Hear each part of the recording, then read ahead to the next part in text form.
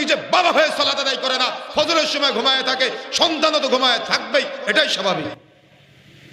কি আমি ভুল বলেছি? বাবা হয়ে লজ্জা লাগে না যে সন্তানের সামনে নাক ডেকে ঘুমান, নামাজ পড়তে যেতে পারেন না, সালাত আদায় করতে যেতে পারেন না? পরিবারগুলো ধ্বংস হয়ে যাচ্ছে, সন্তান সালাত আদায় করে না, বাবা কিছুই বলে না, স্ত্রী সালাত আদায় করে না, স্বামী কিছুই বলে না। কি একটা সমস্যা আমাদের সমাজের! স্বামীর সামনে স্ত্রী নামাজ না পড়ে ঘুমায় থাকে, স্বামী কিছুই বলে না। স্বামী বসে আছে, নামাজ না পড়ে স্ত্রী রান্না বান্না করে, স্বামী কিছুই বলতে পারে না। সন্তান বসে আছে, অথচ বাবা নামাজ পড়ে, সন্তান নামাজ পড়ে না, বাবা কিছুই বলতে পারে না।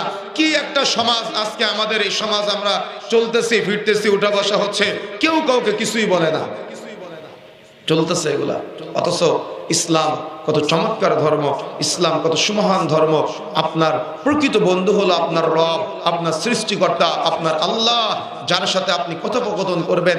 আর কথোপকথনের সবচেয়ে বড় মাধ্যম হলো সালাত।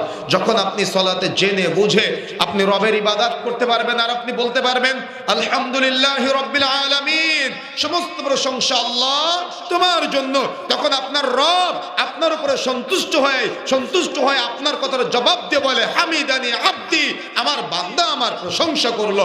কিন্তু আমরা এমন হতভাগা মুসলমান যে আমরা নামাজের এ টু জেড কিচ্ছু বুঝি না, যার কারণে আল্লাহ সুবহানাহু ওয়া তাআলা যে আমার কথার জবাব দেয় এটা আমরা বুঝতে পারি না।